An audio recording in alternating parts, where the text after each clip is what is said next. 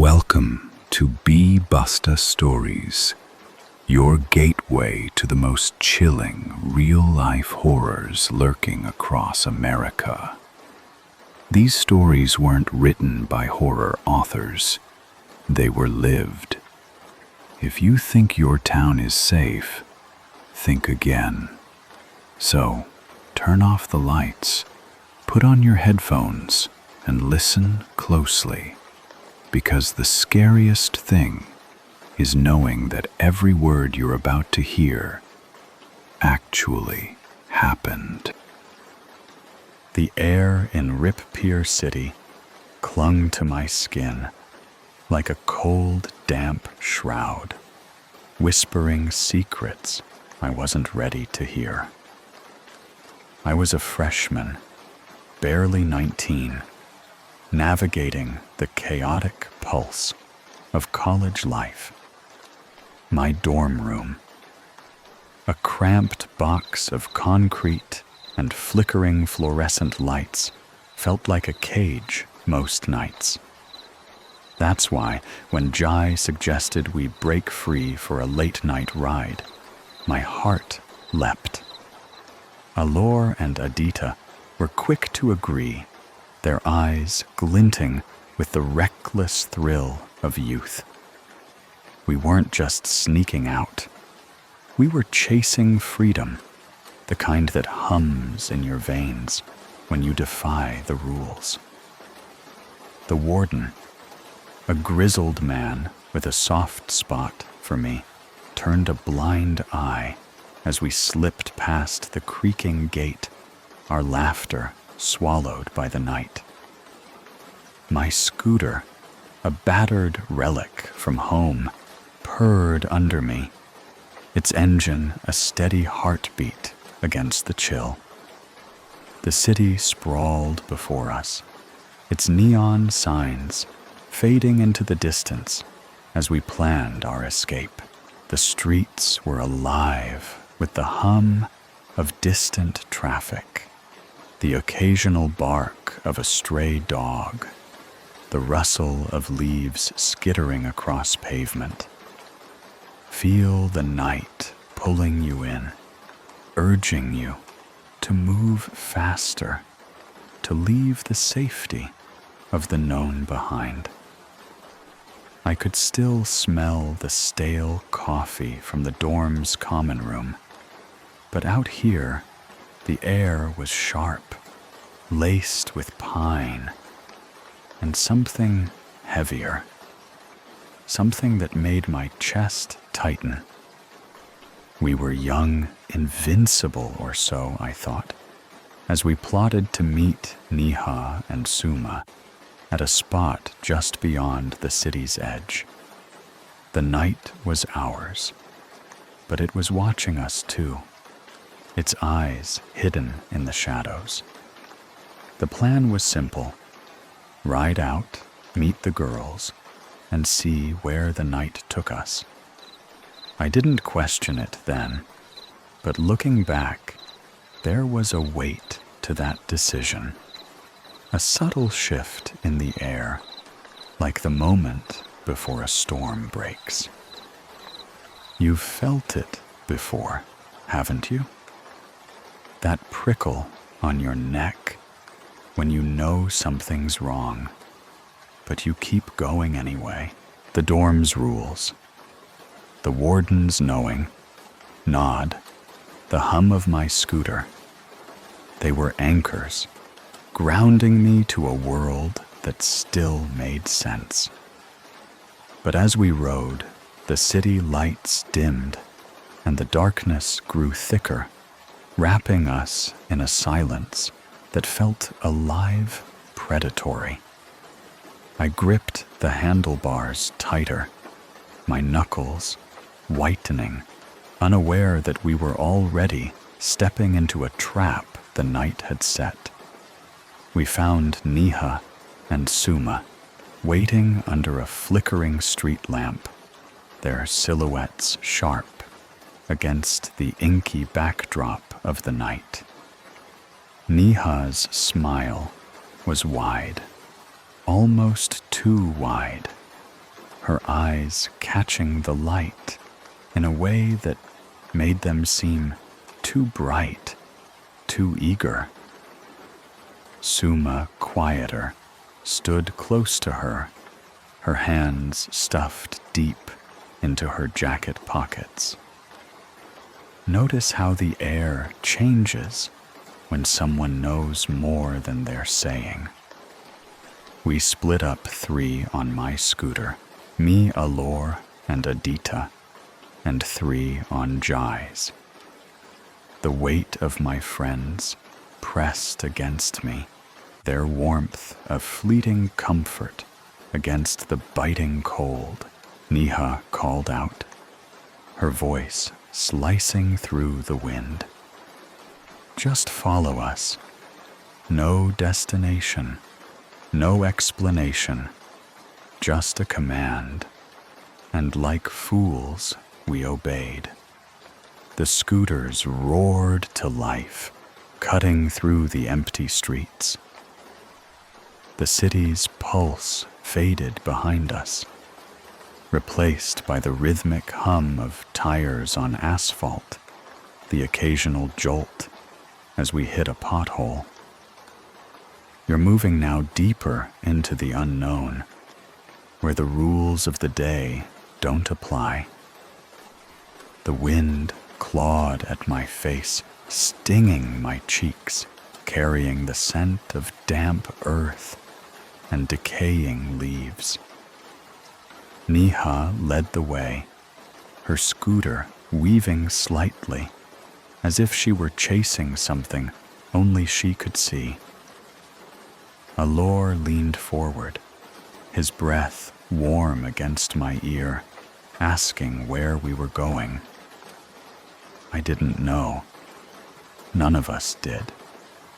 But Niha's confidence, her cryptic smile kept us moving, drawn like moths to a flame we couldn't yet see.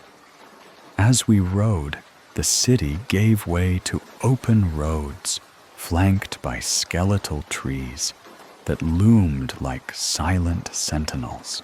The air grew colder, heavier, pressing against my chest. Adita's grip on my waist tightened, her fingers digging into my jacket. Feel that weight, that instinct telling you to turn back. I glanced at Jai's scooter, where Suma sat behind Niha, her posture rigid, her face half hidden in the shadows. Something about her stillness unnerved me, like she was already sensing what lay ahead. The road stretched on endless, swallowing the last traces of civilization. We were alone now, just 6 kids on 2 scooters, chasing a whim into the heart of the night. The road narrowed the asphalt, giving way to gravel that crunched beneath our tires. We were deep in the forest now, the trees closing in their branches, tangling overhead to form a canopy that blocked out the stars.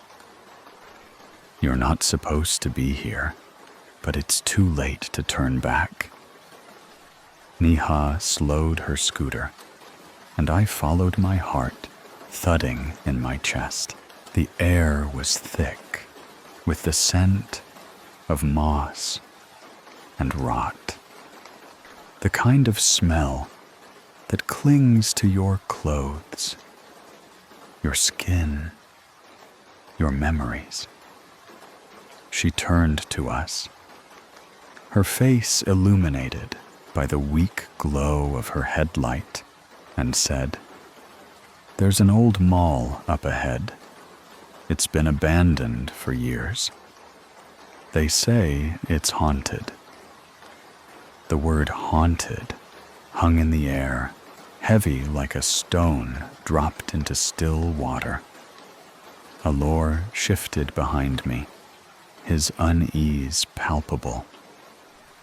I don't like this. He muttered, his voice barely audible over the hum of the engines. I didn't either. But the group's momentum carried us forward, a silent agreement not to be the one to break. You know that feeling, don't you?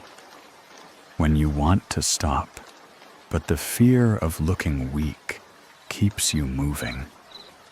Adita leaned closer, her voice low, urgent.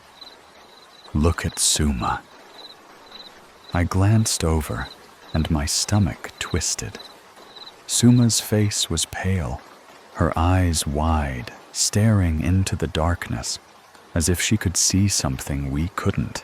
The forest seemed to tighten around us, the trees leaning in their shadows, twisting into shapes that didn't belong. The cold was sharper now, biting through my jacket, sinking into my bones. Feel it creeping in, that sense that you're being watched. I tried to shake it off, focusing on the road, but the unease grew, a living thing coiling in my gut. Suma's silence was louder than any scream, her fear a warning. We were too stubborn to heed. The mall loomed ahead, a hulking silhouette against the night, its broken windows like empty eyes. We were close now, too close, and the night was no longer ours. And then it happened, a sound that tore through the silence, raw and primal, freezing the blood in my veins. Suma's scream echoed through the forest, sharp enough to cut glass reverberating off the trees, until it seemed to come from everywhere. My scooter wobbled as I slammed on the brakes, nearly toppling us. Alor cursed under his breath, his hands gripping my shoulders. Jai pulled up beside us, his face tight with confusion. What the hell was that? He demanded. But Suma was already crumbling, her body shaking as she clung to Niha.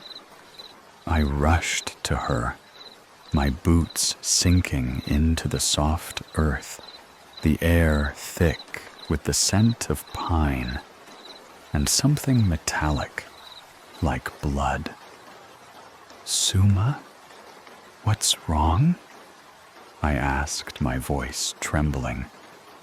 Her eyes were wide, glassy, staring past me into the darkness. Look into her eyes, and you'll see it, the kind of fear that strips you bare. We need to leave, she said, her voice barely above a whisper, each word heavy with dread. Niha snapped her tone, sharp. Stop being a child. You're ruining this.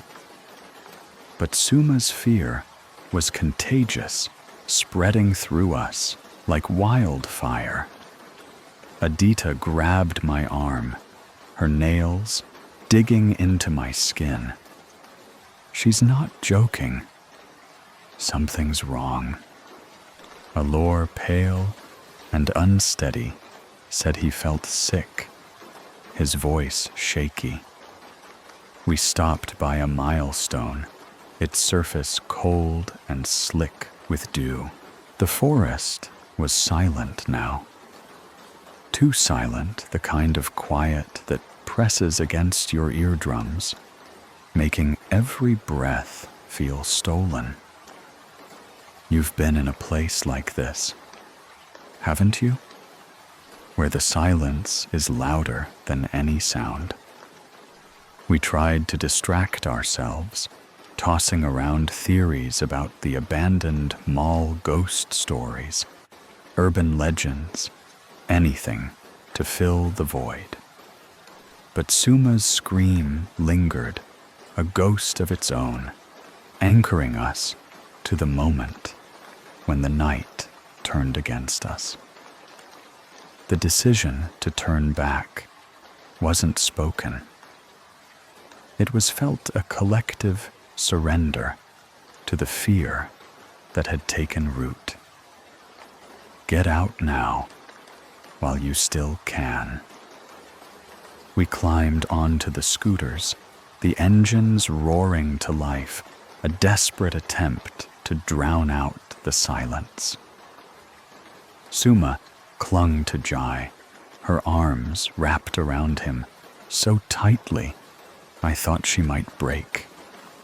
Her fear was a weight pressing down on all of us, making the air feel thick, suffocating. The road back to town stretched endlessly, the trees blurring into a wall of shadow that seemed to pulse with a life of its own. No one spoke. The only sounds were the hum of the engines and the rush of wind, cold and relentless, stinging my eyes. Feel the night chasing you, its breath on your neck. I kept glancing at Suma, her face half hidden in Jai's jacket, her eyes fixed on something I couldn't see. My jealousy flared briefly. She was closer to Jai than I'd ever been, but it was swallowed by the growing dread in my chest. The city lights appeared in the distance, faint at first, then brighter, a promise of safety we weren't sure we deserved. We stopped at a tea stall at 5:30 a.m., the neon sign flickering like a dying star, casting long shadows across the cracked pavement. The stall was a refuge, its warmth a stark contrast to the forest's chill. Suma collapsed into a chair, her hands trembling, her face drained of color. You can't unsee fear like that. It stays with you, etched into your bones. We gathered around her, our voices soft, coaxing, but she stared blankly, lost in whatever she'd seen. The scent of chai filled the air, grounding us, but it couldn't erase the tension that hung between us, thick as fog. We waited, watching her, knowing the truth was coming, and it would change everything. What she said next still haunts me, a memory that claws at the edges of my mind. Suma's voice was low trembling as she began to speak her words, painting a picture so vivid I could feel it in my skin. When we entered the forest, she said, "I saw something. Someone. A woman hiding behind the trees." Her eyes darted to the shadows beyond the stall, as if expecting the figure to emerge. See her, now, standing just out of sight, watching. At first, I thought it was a trick of the light, but when we stopped, I saw her clearly. Her legs, they were bent wrong, like they didn't belong to her body. Her eyes were white, empty, and her skin, it was gray, like something dead. The air around us seemed to thicken the warmth of the tea stall, fading as her words pulled us back into the forest. You're there again, aren't you? Standing in the dark, feeling her eyes on you. Allure froze, his face pale, his mind replaying the moment we'd stopped by the milestone. I could see it, too. The trees, the shadows, the way the air had felt wrong, heavy with something watching. Suma's voice broke tears streaming down her cheeks. She was right there, next to us, and I swear she was smiling. The image burned into my mind, a woman not human, her presence a violation of everything natural. We sat in silence, the weight of her words settling over us like ash. The city was waking up around us, the hum of early morning traffic, a distant comfort, but it couldn't erase what we'd felt. You'll never ride into the dark the same way again. Since that night, I've stayed within the city's glow, avoiding the outskirts where the trees whisper secrets I don't want to hear. The woman in the woods is still out there, her white eyes waiting, her crooked legs ready to step from the shadows. And sometimes, when the night is too quiet, I feel her watching me still. In the dim glow of a winter dusk, I stood frozen as a chilling realization crept over me. A gift from our spiteful neighbor might hold a darkness I couldn't yet comprehend. I grew up under my grandmother's watchful care, her home, a sanctuary across from a woman whose hatred for us burned in her eyes. She never masked her disdain, her gaze piercing like daggers whenever we passed. I never understood her grudge, but it shadowed my childhood. Then in 2015, at 8 years old, everything shifted. That woman, with her usual scowl, replaced by an eerie smile, beckoned me to her yard. Naive and trusting, I crossed the street without a second thought. In her hands, she held a doll 3 feet tall, with blonde hair framing its face in a style reminiscent of the 80s or 90s. She handed it to me, her smile lingering like a predator's lure. I accepted it, eager for the unexpected kindness, and rushed home to show my family. They exchanged uneasy glances, sensing something odd, but no one spoke out against it. Days bled into nights, and an inexplicable dread began to coil around my heart. The doll's presence unnerved me. Its glassy eyes seemed to follow me, its silence more menacing than any sound.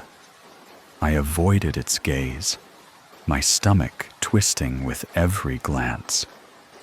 My mom and aunt, amused by my fear, turned it into a game, placing it beside my bed with a fork in its hand while I slept. They meant it as a harmless prank, their love for me evident. But to me, it was a nightmare incarnate. Terror gripped me, a cold sweat breaking out as I shoved it away each morning. Then the inexplicable began. My grandmother, already battling depression after losing a loved one, spiraled deeper. Her mind fractured hallucinations of flames engulfing the house, visions of me and my cousins lifeless in the kitchen. She wandered aimlessly, her words a jumbled mess, her eyes hollow with a haunted sheen. It was as if something had seized her soul. My breath caught as I watched her stumble, her once warm voice, now a stranger's murmur, and I knew the doll was no innocent toy. Desperation drove my family to act. We invited a pastor to bless the home, his prayers echoing through the rooms, but the air remained thick with unease. We sought a medium from Umbanda, hoping to banish whatever lingered. During one session, my mom, always attuned to the spiritual, clutched her throat, gasping as if invisible hands choked her. The terror was palpable, a weight pressing on us all. Eventually, my grandmother's condition worsened, forcing her into a psychiatric hospital. Even there, her delusions persisted. She begged not to be left alone, convinced the doctors plotted her demise. My uncle, in a frantic bid to end the torment, took the doll and discarded it somewhere along the road. Its secrets remain buried, but the suspicion gnaws at me. Was it cursed by that neighbor's malice? Every shadow seemed to pulse with her lingering hate as I recalled her glare, and the thought of that doll's fate left me trembling. Now my grandmother is stable, tethered to a regimen of medication, but the silence around that time is deafening. We avoid the topic, yet it lingers like a scar. That neighbor still lives across from us, her hateful stares unchanged. Once she even swerved her car toward me, her intent unclear but terrifying. I lie awake, haunted by the question, why did she unleash this upon us? Was it revenge? A vendetta? I'll never unravel. The memory of that doll, its lifeless form, and the chaos it wrought, clings to me, a ghost I can't escape. So, in the dead of night, under a moonless sky, I felt his gaze before I saw him, a shadow lurking just beyond the village's edge, watching us with eyes that didn't belong to a man. My name is Nicola, and I was only 7 when it happened, a winter night in our quiet Bulgarian village that still claws at my dreams. The memory is sharp, like a blade pressed against my throat, refusing to let go. The village was a forgotten speck, nestled in the folds of Bulgaria's snow-dusted hills. Houses huddled close, their windows glowing faintly, as if guarding secrets from the dark. That evening, winter's bite was cruel frosting my breath as I laughed with my cousins and a few friends in the village center. We were a noisy bunch, tossing snowballs, our boots crunching on the icy path. My youngest cousin, just 5, clung to my hand, her mittens damp from the snow. The air smelled of pine and chimney smoke, a deceptive warmth that made the night feel safe. But safety is a lie. The dark tells you, isn't it? We stayed out later than usual, lost in our games, until the village clock struck 10. Its chime swallowed by the wind. It was time to head home. Our house sat at the village's edge, where the road surrendered to a black, winding path. Street lamps stood like silent sentinels, their bulbs long dead, leaving only shadows to guide us. The cold gnawed at my fingers as we started walking, our laughter fading into nervous giggles. The houses grew sparse, their lights dimmer, and the world felt too quiet, as if the night itself was holding its breath. I didn't know then that something was waiting, watching its presence curling like smoke around us. The path stretched endlessly, a ribbon of darkness cutting through the village. My cousins and I walked close, our footsteps muffled by the snow. That's when I saw him, a figure standing alone by the roadside, half hidden in the gloom. His silhouette wasn't right, his shoulders slumped unnaturally, his head tilted as if struggling to stay upright. I tightened my grip on my cousin's hand, her small fingers trembling in mine. "Just keep walking," I said, my voice barely steady. As we drew closer, his features sharpened under the faint glow of a distant house. His eyes were clouded, like fog, trapped behind glass, and his mouth hung slack, muttering words I couldn't catch. He reeked of stale liquor, the kind that lingers in the air like a curse. My heart thudded a primal warning, but I told myself he was just a drunk, a villager who'd wandered too far from home. Then he turned his gaze, locking onto my youngest cousin.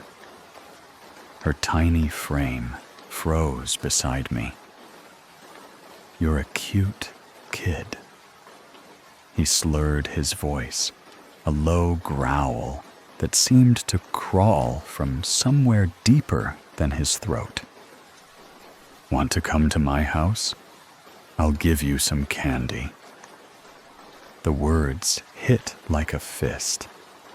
My cousins gasped, their eyes wide with fear. I yanked my youngest cousin closer, her mittens slipping in my sweaty palm. "No," I said, my voice sharper than I meant. His hazy eyes lingered unblinking, as if he could see through us. We hurried past our steps, quickening the crunch of snow, deafening in the silence. I glanced back, expecting him to be gone, but he was still there, standing motionless, watching us vanish into the dark. The house loomed ahead, its wooden gate a frail barrier against the night. My hands shook as I helped my cousins climb over their small bodies, clumsy with panic. The gate wasn't tall, but it felt like a fortress we had to conquer. I fumbled for the key under the rug, my fingers numb from cold and fear. Something was wrong. The air felt heavy, like it was pressing down on us, urging us to move faster. I shoved the key into the lock, pushed everyone inside, and slammed the door shut, twisting the bolt with a trembling hand. The house was silent. My grandma, fast asleep, unaware of the terror gripping us. We crept upstairs to our room. On the 3rd floor, the wooden steps groaning under our weight. I grabbed firewood, my hands shaking as I lit the metal oven, its warmth doing little to ease the chill in my bones. My cousins huddled together, their faces pale, their eyes darting to the door. I turned off the lights, hoping darkness would hide us. But you can't hide from what's already seen you. A feeling cold and sharp tugged at my gut. I don't know why, but I moved to the window, my breath catching as I pulled back the curtain. There he was.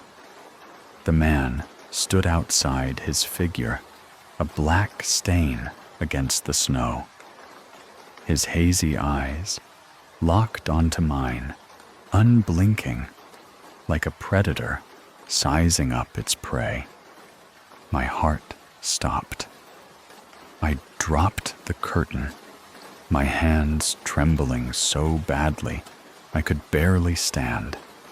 My cousins were half asleep, their soft breathing a fragile comfort. I didn't tell them. I couldn't. I slid into bed, pulling the blanket over my head, praying the night would swallow him whole.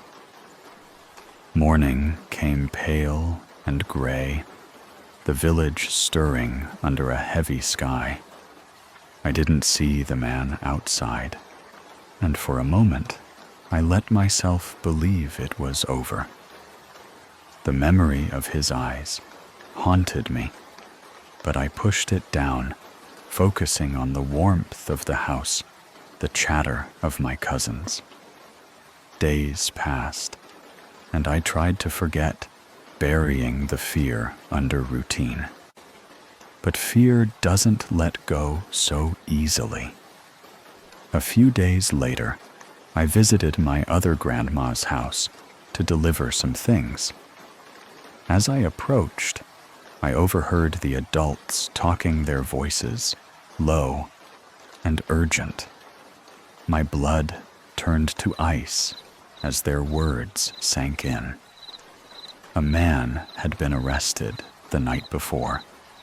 He'd followed a young girl through the village, trailing her like a shadow, and tried to break into her house. They found him with a knife, his intentions clear. It was him. The same man, the same hazy eyes, the same drunken stagger. He wasn't just a wanderer. He was hunting. I stood there, frozen, the world tilting around me. If I hadn't grabbed my cousins, if I hadn't locked the door, what would have happened? The village once, a haven, now felt like a trap, its quiet streets hiding dangers. I was too young to understand. Even now, years later, I can't walk that path at night without feeling his eyes on me, waiting in the dark. Years have passed, but the village hasn't let go of me. Every winter, when the snow falls and the nights grow long, I'm pulled back to that moment, his eyes cutting through the dark, his voice slithering into my mind. I've returned to the village since, but never at night. The path to our house, once a playground for our childish adventures, now feels like a gauntlet of unseen threats. What if he wasn't alone? What if others like him still lurk in the shadows, waiting for the village to fall silent? My cousins don't talk about it anymore.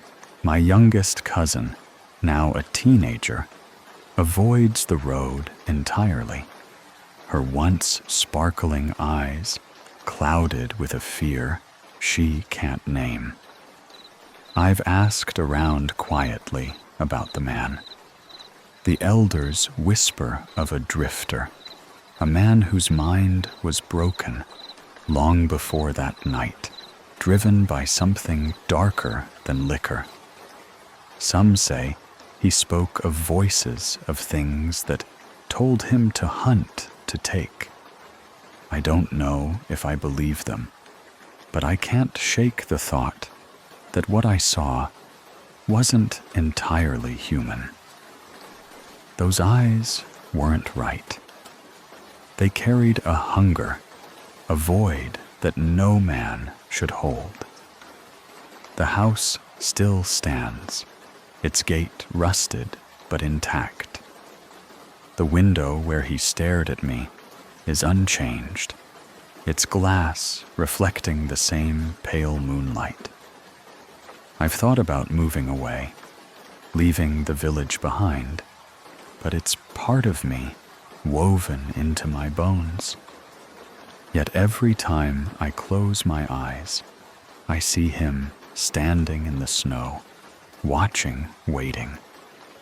And I wonder if he's still out there somewhere, his gaze searching for me.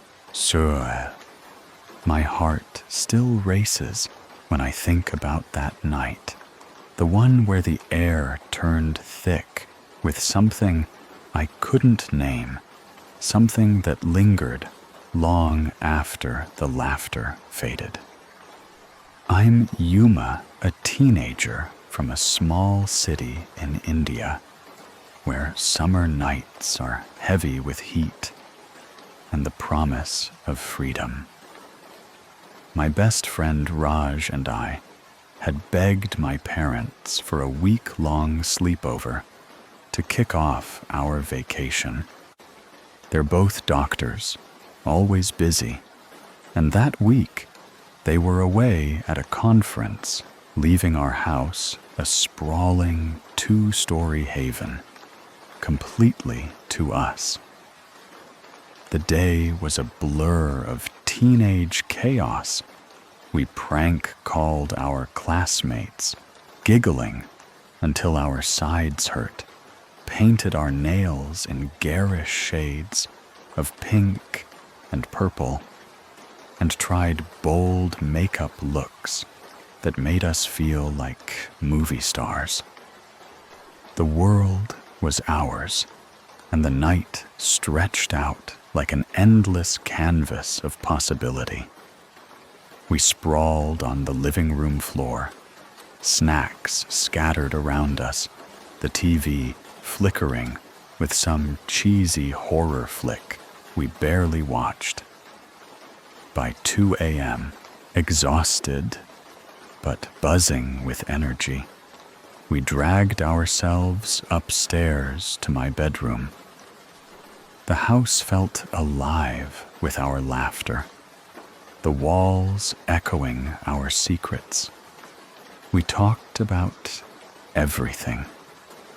Crushes, dreams, the future, our voices soft in the dark. But then something shifted, like the air itself was holding its breath. Raj froze mid-sentence, her eyes wide, staring at the door. "Did you hear that?" she asked, her voice barely audible. I frowned, straining to listen, my pulse quickening for no reason I could name.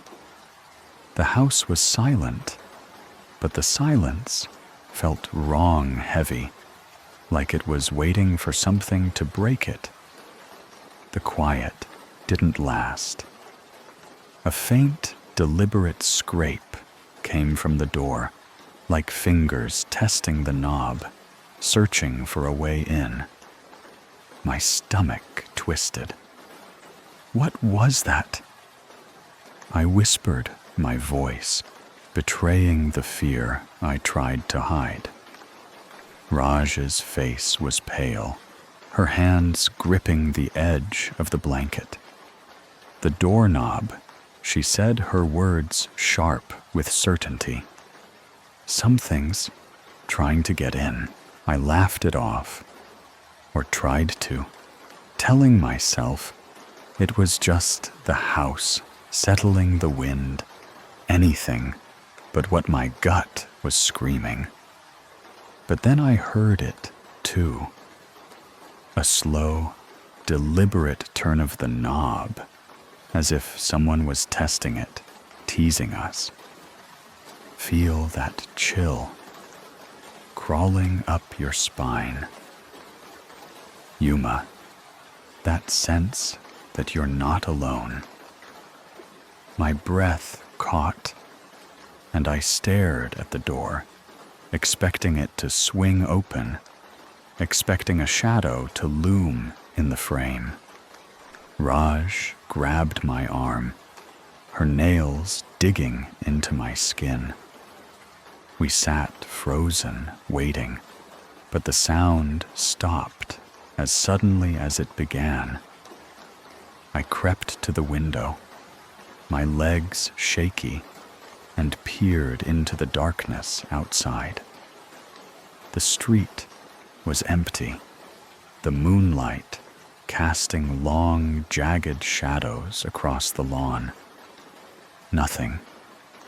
We tried to talk again, to fill the silence with normalcy, but the words felt hollow.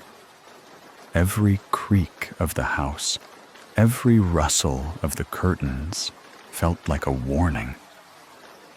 I kept glancing at the door, imagining it rattling again, imagining something waiting just beyond it. Raj's eyes mirrored my fear. Her usual confidence gone. We were kids playing at being brave, but the night had turned against us, and we didn't know why. Then it came, a crash, loud and violent, from downstairs, shattering the fragile calm we'd clung to. It sounded like a shelf collapsing, books and trinkets spilling across the floor. My heart slammed against my ribs, and Raj's hand clamped over mine. Her breath ragged. What was that? She gasped, her voice trembling. We clung to each other, paralyzed, our minds racing with images of intruders, shadows, things we couldn't name. Picture it, Yuma, the darkness below hiding something that knows you're here. Another sound followed closer. This time, unmistakable, a vase shattering just outside my bedroom door. The sound was sharp, final, like a scream cut short. I could almost see the shards scattering across the hallway, glinting in the dim light. Raj fumbled for her phone, her hands shaking as she called her mom, who lived just blocks away. "Please come now," she begged, her voice breaking. Something's in the house. Her mom told us to lock the door, to stay put, that she was coming. We huddled together, the minutes stretching into eternity, every second filled with the dread of what might be climbing the stairs. Feel the weight of that silence, Yuma, the kind that presses against your chest, making every breath a struggle. My eyes stayed glued to the door, waiting for the knob to turn again, waiting for something to burst through.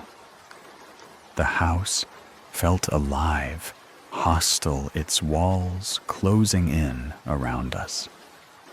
Finally, the front door creaked open, and footsteps echoed up the stairs.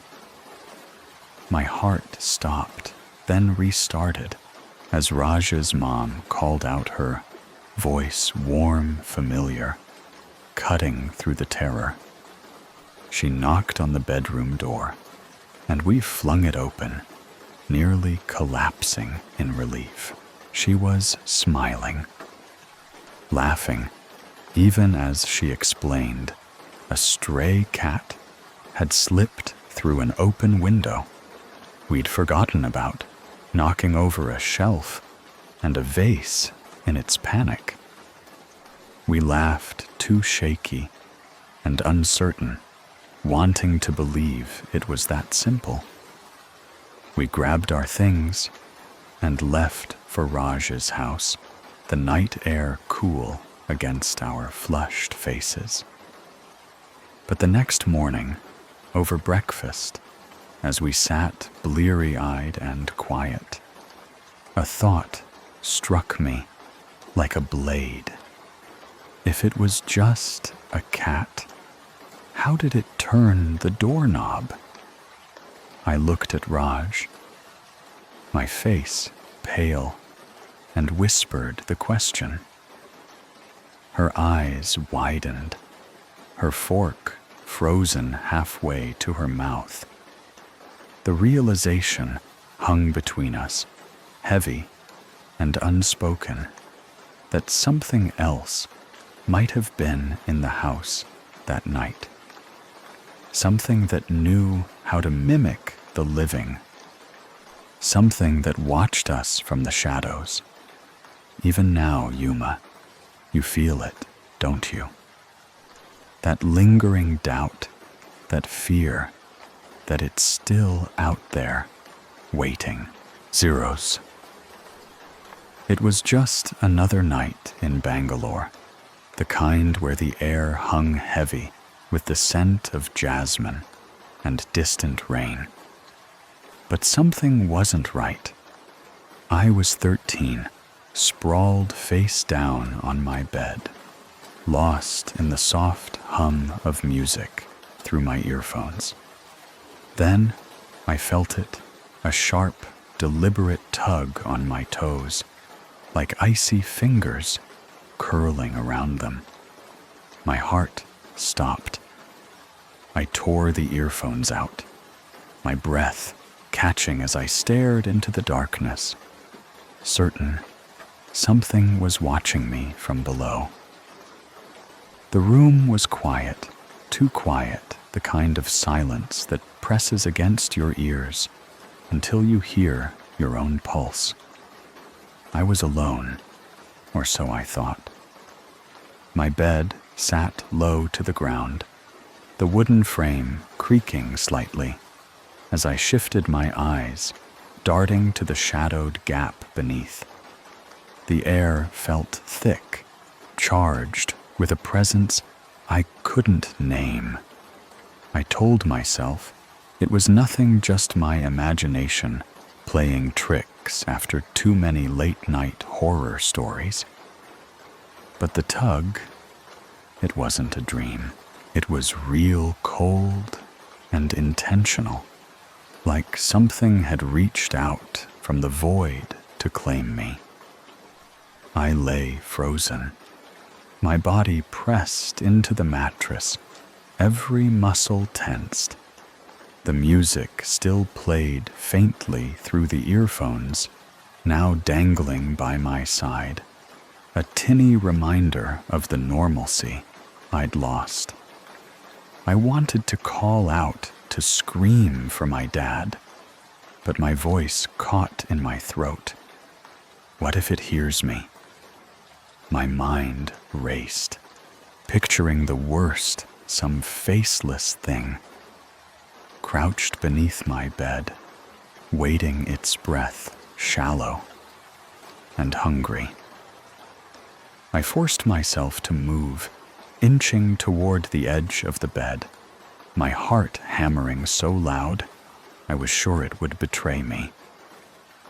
Slowly, I leaned over my eyes, straining to pierce the darkness below. And then I saw it. A pale hand, ghostly white, its fingers long and unnaturally thin, slithered back into the shadows. It moved with a jerk, like a spider, retreating from light, vanishing under the bed. My stomach twisted. I yanked myself back, my breath coming in shallow gasps. It was real. It was there. I tried to convince myself it was my dad, always the prankster, hiding under the bed to scare me. He loved doing that, sneaking up to make me jump, laughing when I squealed. But the hand, it wasn't his. It was too pale, too wrong, its movements too deliberate. I needed to know. I needed to prove it was nothing. My hands trembled as I reached for the edge of the mattress, my knuckles brushing the cold wood. I knocked once, twice hard enough to echo in the quiet room. "Dad?" I called my voice barely above a whisper. "I know you're there. Stop it." I waited, holding my breath, praying for his familiar chuckle. But instead, something answered. A slow, deliberate knock echoed from beneath the bed, mimicking mine, but heavier, like bone striking wood. My blood ran cold. I knocked again, louder, desperate. "Dad, come out. Now!" Another knock answered this time, sharper, closer, as if whatever was down there was growing bolder. "You need to move." The thought screamed in my mind, but my body wouldn't obey. I was trapped, pinned by the weight of my own fear. Then I heard it, my dad's voice, faint but unmistakable, calling from the backyard. "What's going on in there?" he shouted, his voice muffled by distance. He was outside, fixing the fence, too far to have been under my bed. My mom was in the kitchen, her humming drifting faintly through the house. My brother was away in another city. No one else was home. No one human. Panic surged through me. I bolted upright, my feet hitting the floor with a thud. I didn't dare look under the bed. I couldn't. I stumbled out of the room, my legs shaking, and ran to the kitchen, where my mom was stirring a pot, oblivious to the terror I'd just faced. "Mom," I gasped. "Something's under my bed." I saw a hand. It knocked back. She frowned, her eyes soft with concern, but she shook her head. "You're just tired, sweetheart. It's your imagination." I turned to my dad when he came inside, his hands still dirty from the fence. "Dad, I swear, something grabbed my toes." He laughed, ruffling my hair. "You've been watching too many movies, kid." No one believed me. Not my mom, not my dad. They said it was a dream, a trick of the mind. But I know what I saw. That hand, pale and writhing, wasn't my imagination. Those knocks weren't in my head. I was 13 then, but even now, at 19, I can't sleep without checking the shadows beneath my bed. Every night, I lie awake, listening for that knock, wondering what was down there and why it wanted me. Sometimes late at night, I hear it again. Not a knock, but a feeling like cold fingers brushing my skin. And I wonder if it's still waiting, hidden in the dark, just out of sight. The clock struck 3 a.m., and in that suffocating silence of my childhood bedroom, something shifted, a presence that made the air feel thick, alive with malice. You can call me Billy, a 7-year-old black Indian girl growing up in Suriname, surrounded by the warmth of my parents and grandmother. Our home was a modest place filled with the scents of spices from the kitchen and the faint echo of tropical rain on the roof. I shared a room on the second floor with my older sister Tiffany, who was 14 and always seemed so brave. The top bunk was mine, a little fortress where I felt safe. Or at least I did until that night. As a kid, I'd catch glimpses of odd things, shadows that lingered too long, whispers in empty rooms. But I brushed them off as my imagination playing tricks.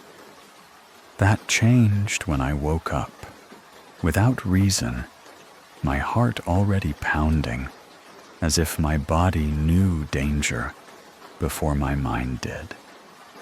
The room was dimly lit by the balcony light filtering through the thin curtain, turning everything into hazy outlines.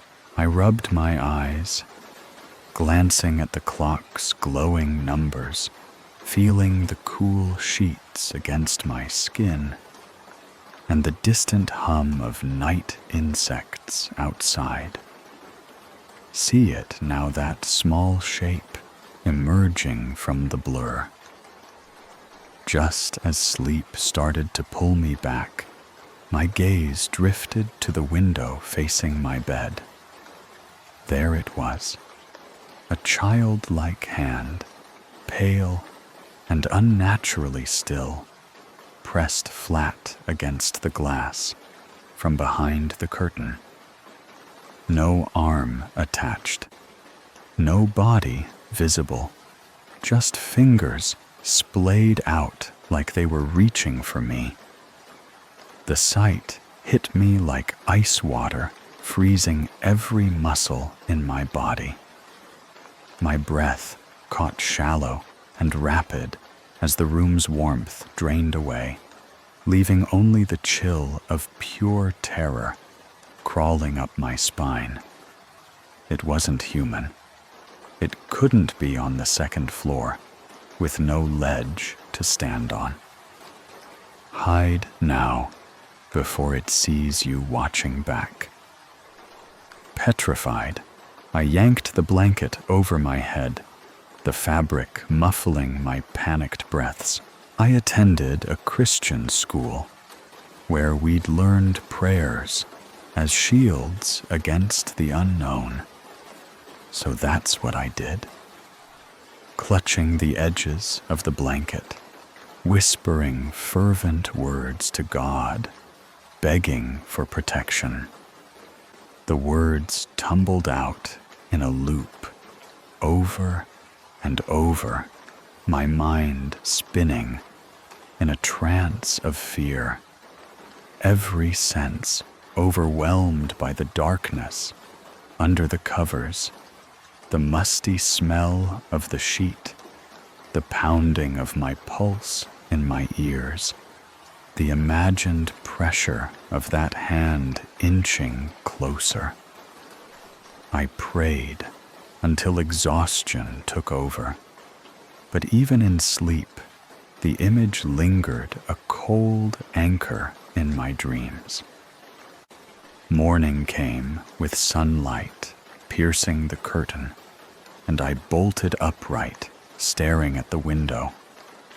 No mark, no trace, just ordinary glass. But the impossibility gnawed at me. We were on the top floor. No way for anyone to reach that height. I kept it secret, knowing at 7 that adults would dismiss it as a nightmare, leaving me alone with the dread.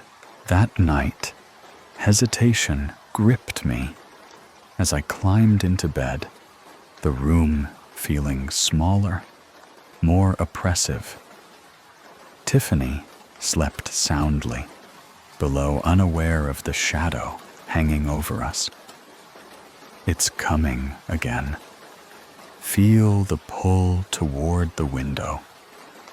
I tried to force sleep, but around the same hour, my eyes snapped open, drawn irresistibly to the glass. There it was, once more, that same childlike hand, pressing insistently, its outline sharper this time, as if bolder. No shadow, no movement, just an eerie stillness that screamed wrongness. My skin prickled with goosebumps, the air turning stale and heavy, like the room was holding its breath. I called out softly to Tiffany, my voice trembling, desperate for her to wake and confirm I wasn't mad. But she didn't stir, her steady breathing, a cruel contrast to my rising panic. Frozen in place, I couldn't move, couldn't scream, only stare as the hand seemed to pulse, faintly alive in its own horrifying way. The fear looped endlessly in my mind, every detail overloading my senses. The faint glow outlining the fingers, the cool draft seeping through the window frame, the metallic taste of terror on my tongue. Pray harder. Let the words wrap around you like armor. I dove under the covers again, repeating the prayers with renewed desperation, pleading for it to vanish. Time blurred until sleep claimed me, but the morning sun brought no relief, only a lingering shake in my hands. That evening, I sought refuge in the upstairs living room, where my grandmother stayed, her presence always a source of comfort amid the family's bustle. Grandmother's room was a haven of soft lamplight, and the faint scent of herbal tea, her wise eyes seeing through my hesitation. Tell her everything. Let the truth spill out. At first, she listened with a skeptical tilt of her head, but as I described the hand, the way it pressed without a body, the impossible height, her expression shifted to grave concern. I'd always been her favorite sharing secrets others wouldn't understand.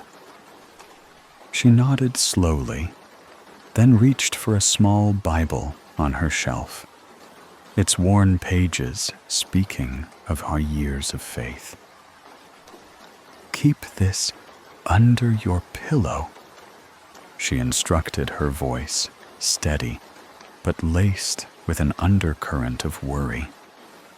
I didn't dare tell my parents. When I eventually did, they laughed it off as a dream, their dismissal stinging like a slap. But that night, with the Bible tucked beneath my head, sleep came peacefully. No awakenings, no hand haunting the window. The weight of the book anchored me, a tangible shield against the unseen. Now, older and wiser, you realize some shadows have names. As the years passed, I delved into Suriname's rich folklore, stories passed down through generations about creatures that blur the line between myth and reality. That hand, so childlike yet utterly alien, matched the descriptions of a Bakru, a diminutive being from our legends, mimicking a child's form, but harboring something far darker, more malevolent. It has the innocence of youth in appearance, but its intentions twist into nightmares, lurking where least expected. Feel the chill return, knowing it's not just a story.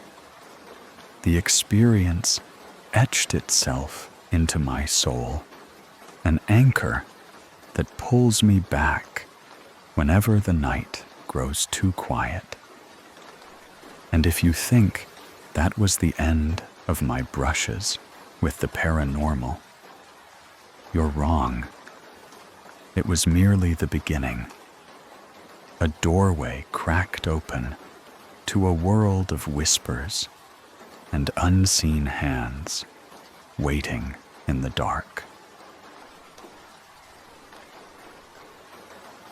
The air grew thick with an unspoken dread as I turned down the lonely path, unaware that a nightmare was about to claw its way into my reality. I was 14, living in the hushed confines of Quests Avenue, a quiet apartment complex split into 5 buildings. My home was in Building B, nestled on the first floor, while just across from it stood Building D, where I attended tuition classes each day. The journey between them, a 20-minute walk, was my routine lost in daydreams or chatter with friends, the world a blur of normalcy. Beside Building D lurked a small, obscure security door, always shut its rusted frame, hinting at years of neglect. No one used it. It felt like a relic, abandoned by time, guarded by shadows rather than people. My days followed a predictable rhythm, leaving at 4:30 p.m. classes until 6:30 p.m. Then the slow trek home, often alone, as friends peeled off for their own paths. My steps faltered as the evening deepened, a prickle of unease creeping up my spine, though I couldn't yet name its source. One evening after class, I walked out with a friend, our laughter mingling with the crunch of snacks she'd shared. She soon darted off for another session, leaving me to savor the last bites in solitude. That's when I saw him, a tall, gaunt figure emerging from that forsaken security door. His movements were unnatural limbs, twitching as if fighting his own body, his strides jerky and disjointed. He stared at the ground, almost ashamed of his bizarre gait. Yet something about him pulled at my attention. Then his head snapped up, and our eyes locked. His face was a distortion, eyes too wide, spaced unnaturally apart, his jaw hanging crooked as if unhinged. A chill seized me, my heart thudding as I forced my gaze back to my snack, willing him to vanish. Panic surged as he lurched closer, his presence a suffocating weight, each step a promise of something sinister. He didn't just walk, he staggered toward me with a predatory intent, closing the distance too fast. Before I could react, his hand yanked my bag with a force that nearly toppled me. I spun around, my breath catching in my throat. Up close, he was a nightmare, made flesh, those bulging eyes, the twisted grin oozing malice, his voice a guttural rasp that scraped my nerves raw. "Do you have any money in your bag?" he demanded, his stare unblinking, cold as death. No, I don't," I stammered, hands trembling, fear rooting me to the spot. His eyes flicked to nearby benches where onlookers' concerned faces emerged, breaking his focus for a moment. Then came that laugh, a hollow, mocking sound, like a mockery of humanity itself. "Why are you so scared?" he taunted, and it was the spark I needed. I tore my bag free and ran, legs burning, heart pounding, until I reached my front door, breathless and terrified. The image of his face burned into my mind, a ghost I couldn't shake as I collapsed against the safety of my home.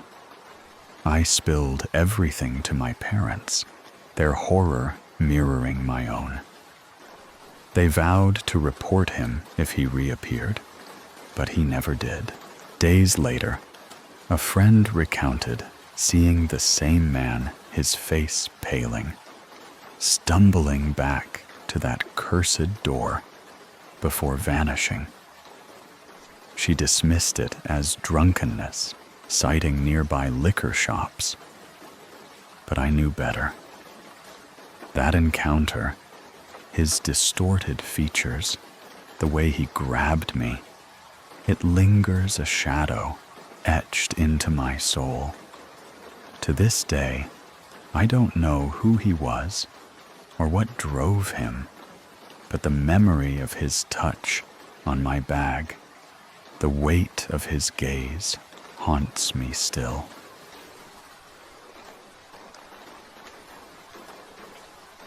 The fence rattled like a warning as he vaulted over it, his eyes fixed on us, charging through the night like a beast unleashed from the shadows. That moment replays in my nightmares, the way his footsteps pounded the earth, closing in on my family. It was supposed to be a simple visit to Mexico, but on our fourth day, everything twisted into terror. My siblings and I had just arrived a month ago, eager to reconnect with our step-grandmother's family in the quaint town of San Pedro. The place was enchanting at first glance, with its vibrant streets and the massive central park that pulsed with life during the day. Towering palms swayed gently, and the air carried the scent of street food from vendors lining the edges. Our step-grandmother's tiny restaurant sat right across from the park, its colorful awning fluttering in the breeze, serving as a hub for family gatherings. I remember feeling a rush of excitement when I asked my grandpa if we could buy a volleyball to play. He smiled, his weathered face lighting up, and said yes, without hesitation. We dashed out, weaving through the bustling market, the sounds of laughter and haggling filling our ears. The volleyball was bright and knew promising hours of fun. We returned to the restaurant, our cheeks flushed from the short adventure, ready to dive into the evening. Little did I know that innocent purchase would lead us straight into the path of something sinister lurking in the twilight. As we caught our breath, we were introduced to our step-cousin, Rose. She was incredibly warm, her smile genuine and inviting, immediately making us feel like we'd known her forever.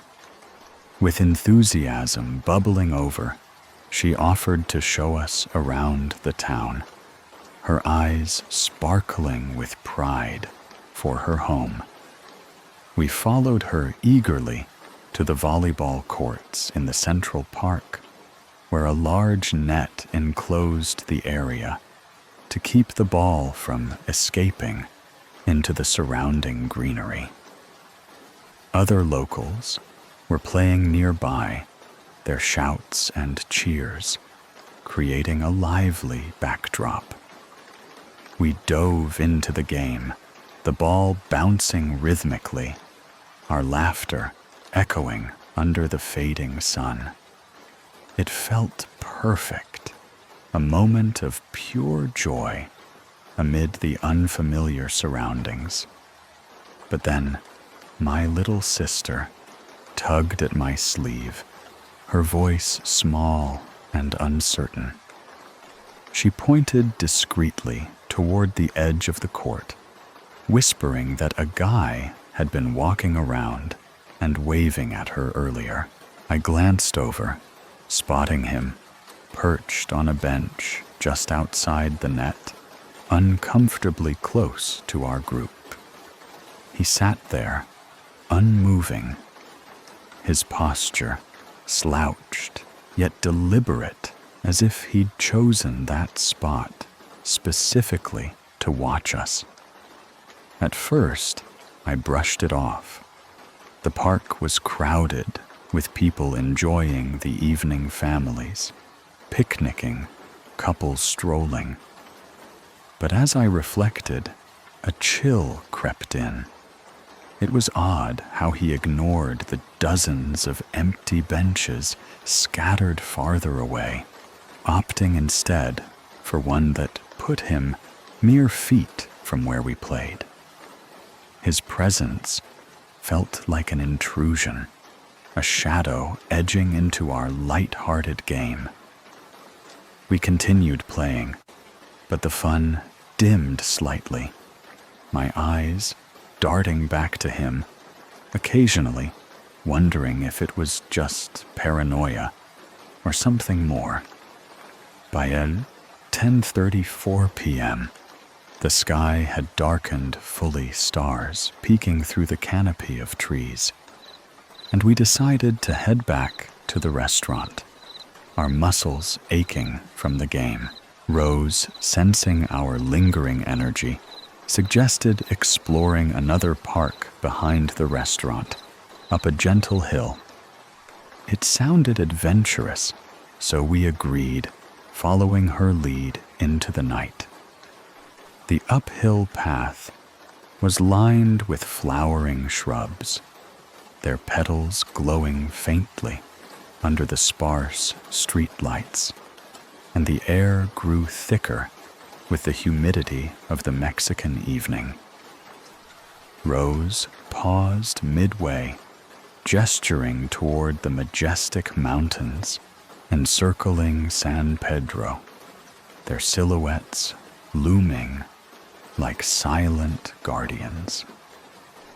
She shared stories of her climbs, describing the breathtaking views from the peaks, the wind whipping through her hair, and the sense of accomplishment that came with conquering the rugged terrain.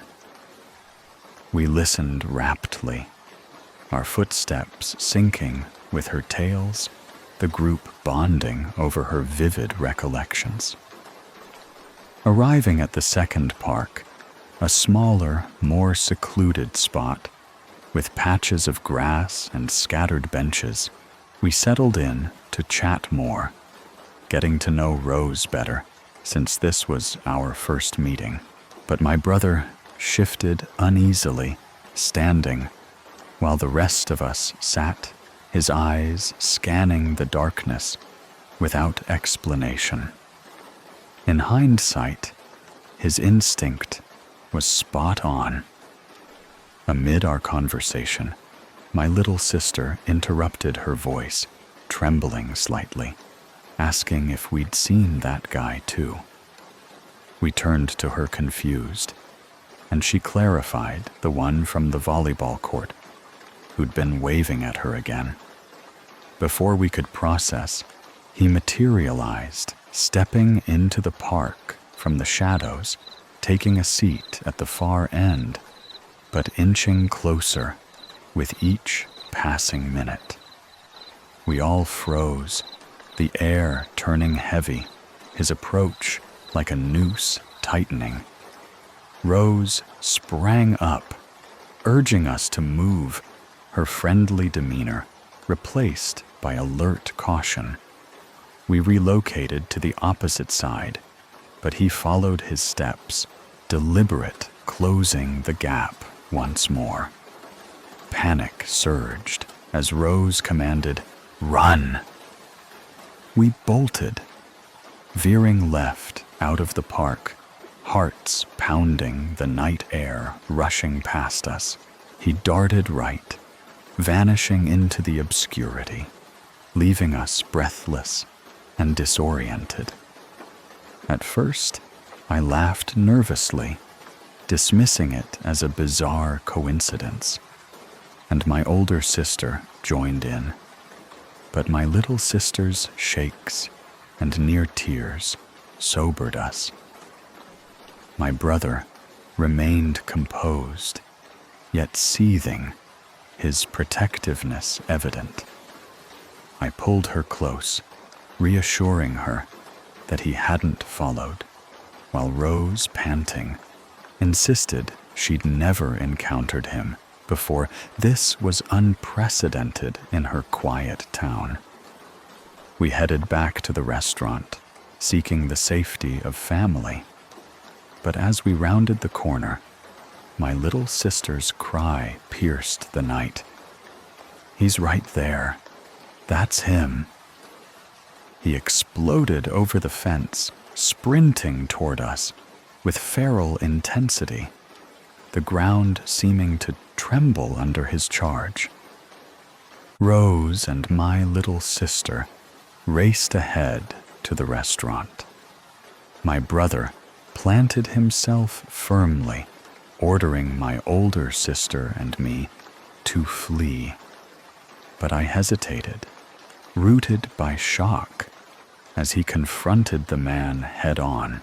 Finally, I grabbed her hand, and we ran, my brother's voice echoing behind, pleading for no trouble. He held the line, blocking the path, buying us precious seconds. Our feet pounded the pavement as we burst into the restaurant, gasping out the story to our grandpa and Rose's cousin, words tumbling in a frenzy of fear. Rose arrived moments later, trembling as she recounted the pursuit, her usual confidence shattered. Her mom and my step-grandmother hurried over, their faces etched with concern, demanding details amid the chaos. I turned to my little sister, her eyes brimming with tears, and enveloped her in a hug, whispering assurances of safety, though my own heart raced wildly. Soon, my grandpa Rose's cousin and my brother rejoined us, the tension palpable. Rose's cousin explained how the man had yelled at my brother, falsely claiming the spot as his home. But it was a lie. He lived elsewhere, far removed. I checked on my brother, who nodded affirmatively, but revealed the man's aggression, his attempts to provoke a fight, culminating in a defiant gesture. Yet the ordeal persisted. The man dashed across the road, ripping a thick branch from a tree, wielding it like a weapon, while bellowing incoherently, his gaze locked on us with unhinged fury. We suspected he was under the influence, his erratic gait and wild eyes betraying some altered state, though certainty eluded us. To outsiders, it might seem merely unsettling, but that night etched deep scars, our bodies quaking long after. The worst lingered in his bag, slung over his shoulder, its contents a mystery that haunts me. What horrors hid within, ready to unleash? We escaped further encounters, the trip concluding without incident. Yet vigilance became our constant companion, shoulders perpetually tense against unseen watchers. Let this etch into your mind as a stark reminder. Always scan your surroundings, sense the eyes upon you. For in the blink of an innocent evening, danger can stalk from the shadows, turning joy into unrelenting dread. Even now, 10 years later, I can still feel the cold grip of that night, the moment the darkness outside my window became something alive, something watching. I'm Theodore, and this happened when I was 11, maybe 12, during a summer holiday in my grandparents' tiny village in Greece. It was a place where time seemed to stand still, where stone houses huddled along dirt roads, and everyone knew everyone else. My brother and I We're staying at our grandparents' house, a squat, familiar place filled with the smell of olive oil and old wood. Normally, we slept on the double bed in the living room, its headboard facing the front door. But that night was different. Our grandma had broken her back, so she needed the big bed. We were moved to the guest room, a cramped space with 2 single beds pressed against the walls. Mine was right next to the window, its thin blinds the only barrier between me and the empty road outside. We turned off the lights around 11, the house settling into a heavy silence, the kind that amplifies every small sound. Feel that stillness. Theodore, the way it wraps around you, waiting for something to break it. I drifted toward sleep, the warmth of the summer night lulling me unaware that something was already stirring in the shadows beyond the glass. Then it came a sharp, deliberate tap against the window, slicing through the silence like a knife. My eyes snapped open, my heart lurching in my chest. The sound was faint, but unmistakable. A rhythmic tapping, like someone testing the glass, searching for a weakness. I lay still, my breath shallow, trying to convince myself it was nothing. Maybe a branch, maybe the wind, but the air outside was still the trees, unmoving in the moonlight. Listen closely, Theodore, to that sound. It knows you're here. I turned to my brother, whispering his name, but he was lost in a deep sleep, his soft snores mocking my growing unease. My mind raced for an explanation. Could it be Mila, our cousin, who lived upstairs?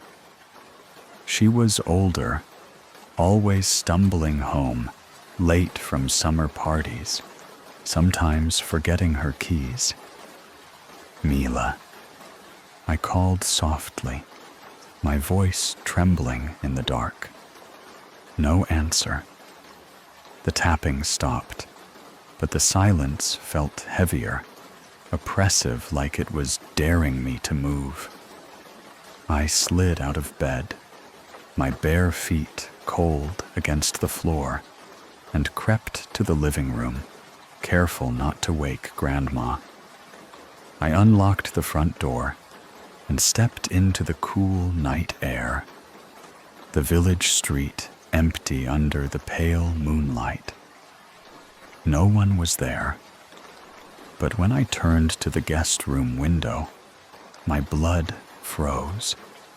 Long, jagged scratches streaked across the glass, glinting like fresh wounds in the moonlight.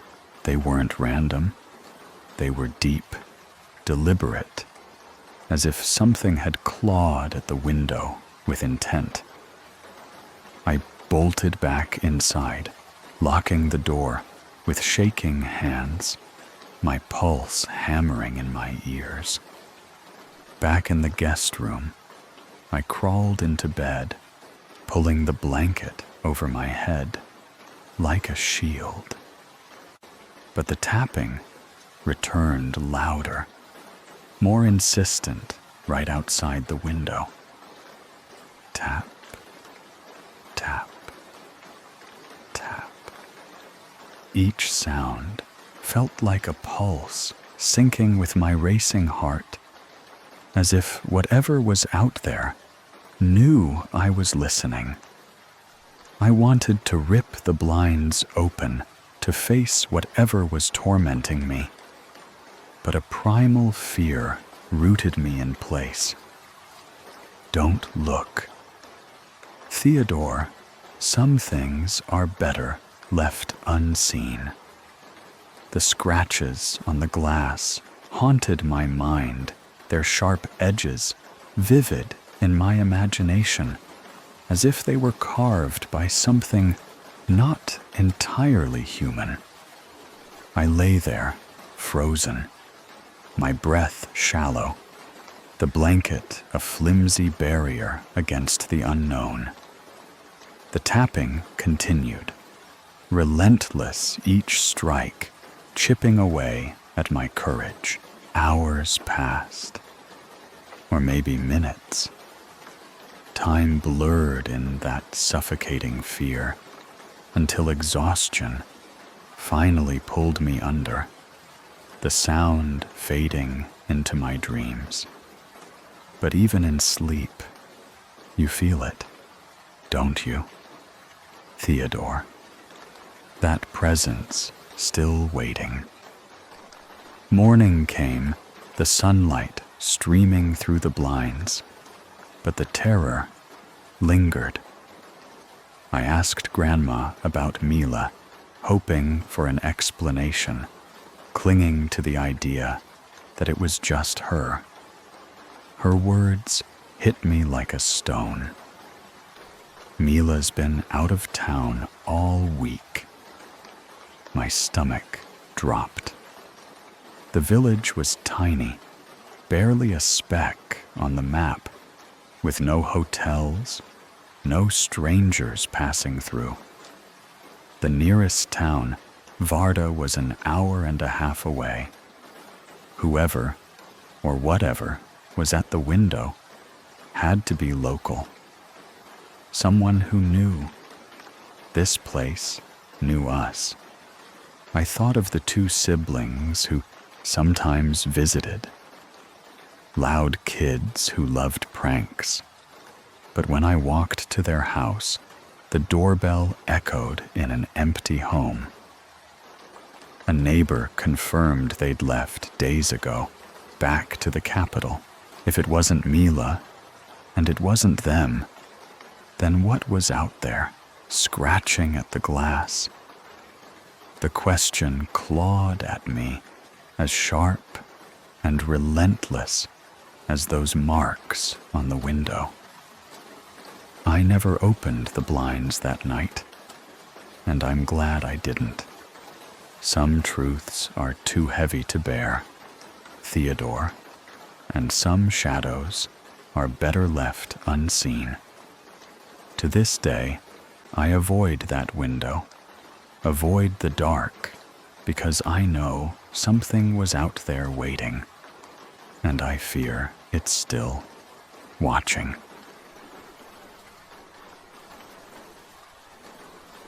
The clock on the cable box glowed faintly in the dim room, marking some ungodly hour between 3:20 and 3:40, when the world outside felt like it had slipped away into oblivion. I was just a little girl, maybe 7 or 8, huddled on the floor among my cousins, but something pulled my gaze toward the hallway, a stretch of darkness that seemed to breathe alive with secrets it shouldn't hold. And then it appeared a figure stepping out from the void, wearing the shape of my grandpa, but twisted in ways that made my skin crawl. That night replayed in my mind like a nightmare I couldn't shake even now at 20. It all started back in 2011, when a brutal tornado tore through our home, leaving behind shattered windows, uprooted trees, and a chaos that forced my family to scatter. The damage was so severe, roofs caved in walls, cracked like fragile eggshells, that my parents decided it was best for me to stay with my grandma until things stabilized. Her house was a sanctuary of sorts, an old wooden structure filled with the comforting smells of baked bread and aged wood. But that illusion shattered during one particular sleepover. Grandma had invited nearly all her grandchildren over that evening. There was Marcus, always the jokester with his endless energy. Leah, who loved braiding hair and sharing secrets. Amia, quiet and observant, her eyes wide like she saw more than she let on. Rico, the adventurous one who climbed everything in sight. And Nina, the youngest, with her innocent giggles that could light up any room. We turned the living room into a makeshift camp, spreading pallets across the floor, thick blankets layered over worn rugs, pillows scattered like forgotten clouds.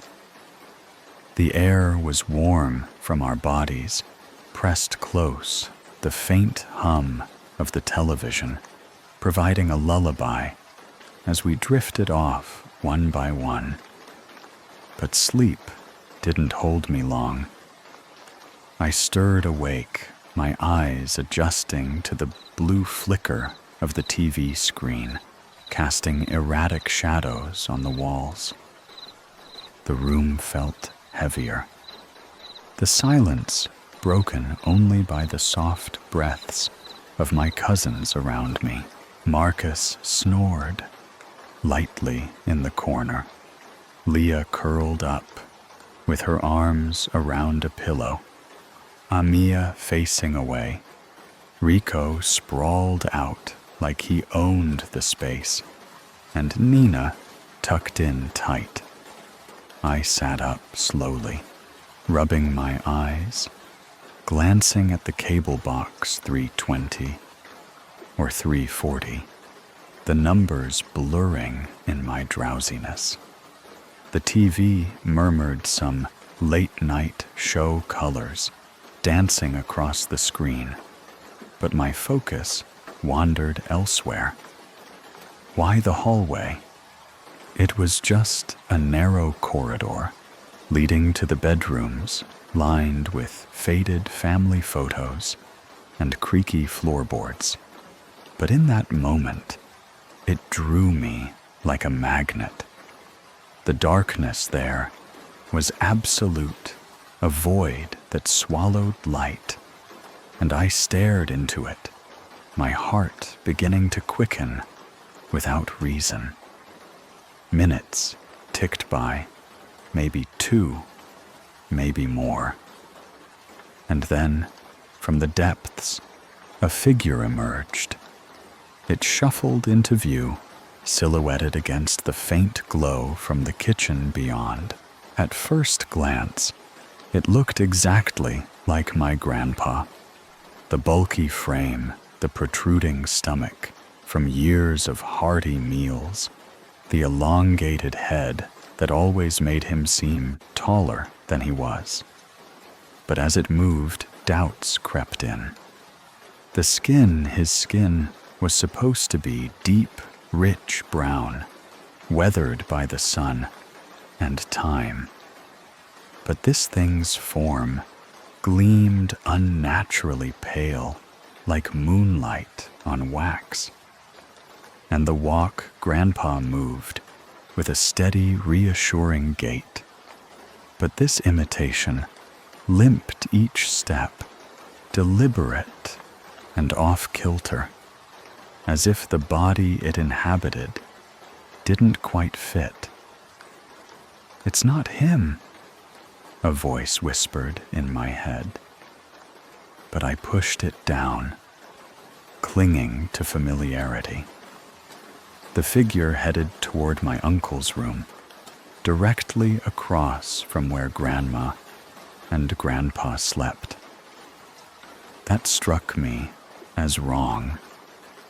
Grandpa never ventured there, especially not at this hour.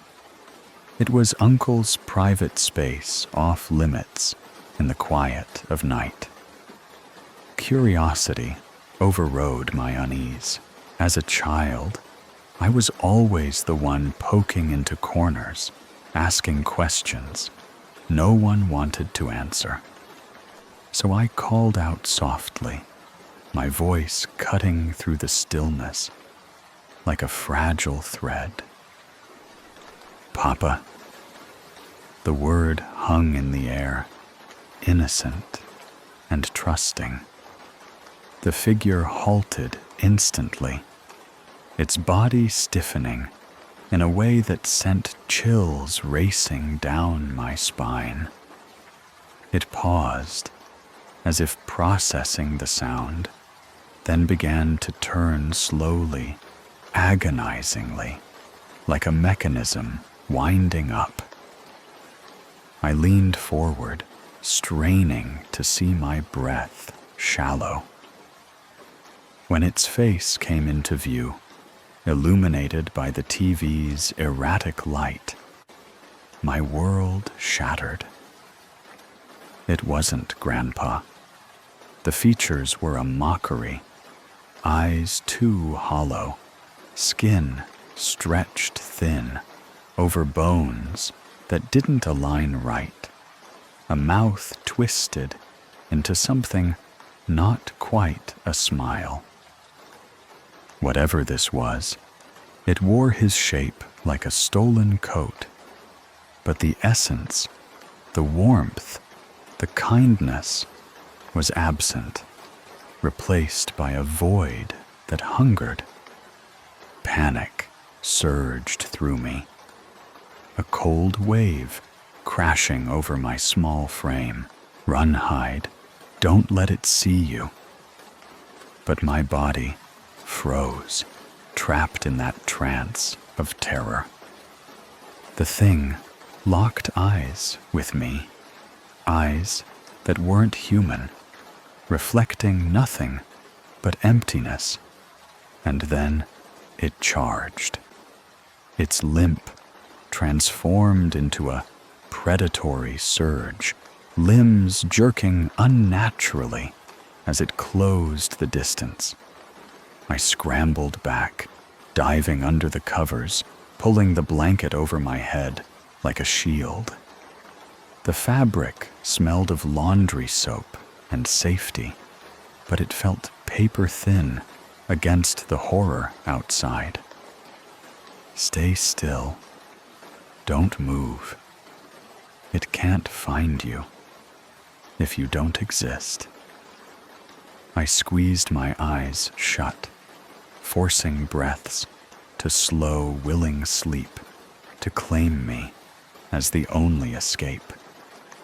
My heart pounded in my ears, each beat a reminder of vulnerability, until exhaustion finally pulled me under. Morning light filtered through the curtains when I woke again around noon, or 1, the room buzzing with activity. My cousins were up stretching and chatting, the night's shadows banished by daylight. Marcus was already plotting games, Leah fixing her hair, Rico raiding the kitchen, Nina trailing behind. Amelia lingered on her pallet, unusually subdued. I sat up, the memory flooding back like ice water, and blurted it out. The figure, the limp, the charge. They listened at first, but soon laughter erupted. "You're dreaming again, Malaysia," Marcus teased, his eyes sparkling with mischief. Leah rolled her eyes. Too many scary stories before bed. Rico and Nina joined in, dismissing it as my overactive imagination. Only Amia stayed silent, her face pale, avoiding my gaze.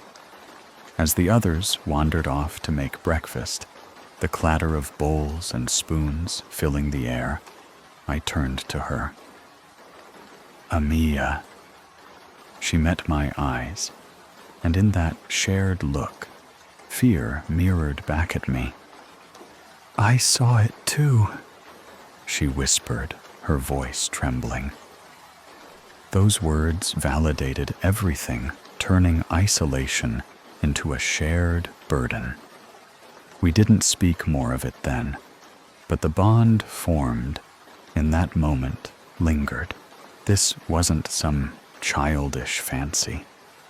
It was real, etched into my soul. Even now, at 20, when I sit alone in the quiet, the memory resurfaces, unbidden, the pale imitation, the hollow eyes, the charge that could have ended differently. I can't shake it, can't forget how close something malevolent came disguised as love. That's why, to this day, I refuse to sleep without a blanket draped over my head, a door firmly closed, barriers against the shadows that might wear familiar faces. What if it's still out there, waiting to step into the light? The ordinary hum of a school bus ride shattered in an instant, turning a routine trip home into a nightmare of raw violence that still sends chills down my spine. I've followed these horror stories for years, but nothing prepared me for the one that hit close to home. This isn't my tale directly. It belongs to a classmate from my year 9 days, a guy I'll call Andrew for his privacy. He shared it with me in hushed tones, his eyes distant, as if reliving every brutal second. Andrew was the kind of kid everyone knew, Asian, tall, solidly built, with a popularity that came from his easy charm. School days for him were a mix of classes, laughs with friends, and the occasional date that kept things exciting. But on this particular afternoon, everything felt off from the start, though he couldn't pinpoint why. The bell rang, signaling the end of another mundane day, and instead of lingering, Andrew chose to head straight home with his younger brother Ben, who was just in year 7. Short, quiet, the type who blended into the background. Public transport was our lifeline back then, a chaotic web of buses, trams, and trains ferrying us through the city. Andrew and Ben boarded their usual bus, the air thick with the familiar scents of exhaust fumes, cheap cologne from other students, and the faint metallic tang of the handrails. Watch the doors slide open, letting in the unknown. Andrew settled near the back, his phone in hand, scrolling mindlessly through messages, the screen's glow reflecting in his eyes. Ben, ever the social butterfly, in his own small way, headed to the very last row to join his friends, their chatter a distant buzz amid the engine's rumble. The bus lurched forward, stops coming and going, passengers shifting like pieces in a puzzle. Everything seemed normal, the kind of routine that lulls you into complacency until that one stop where he boarded. A towering figure, maybe 16 or 17, loomed in the doorway, his presence sucking the air from the space. He wasn't in uniform, no backpack slung over his shoulder like the rest of us. A long, jagged scar sliced down the side of his face, catching the light in a way that made it look fresh, angry. He muttered to himself, words slurred and incoherent, pacing the aisle with deliberate slowness, his eyes darting as if searching for something or someone. The boy's footsteps echoed heavier than they should, each one amplifying the unease creeping into Andrew's periphery. Feel the shift in the air, that subtle tension building like a storm. He finally sat right next to Andrew, his bulk invading the seat, the scent of sweat, and something sharper, maybe alcohol or desperation, wafting over. Andrew kept his gaze fixed on his phone, fingers tightening slightly, but he dismissed it. People were weird sometimes, right? The bus rolled on the city, blurring outside the windows, a tapestry of buildings and streetlights flickering to life in the fading day. Then, without a whisper of warning, the world exploded into pain. The boy's fist swung like a hammer, connecting squarely with Andrew's head, the impact sending stars bursting across his vision. His phone slipped from his grasp, clattering somewhere under the seats as shock surged through him like electricity. Snap out of it. Fight back before it's too late. Andrew's ears rang his cheek, throbbing with heat, blood rushing hot and furious. He was built for this. Or so he thought. Years of sports and roughhousing with friends had prepared him for scraps. But this was different. Unprovoked a violation that ignited pure rage. He twisted in his seat, muscles coiling, ready to retaliate, his mind racing through the haze. Who was this guy? Why me? But before he could land a blow, the attacker simply turned away, as if Andrew was nothing more than a distraction, storming down the aisle toward the back, where Ben sat, oblivious.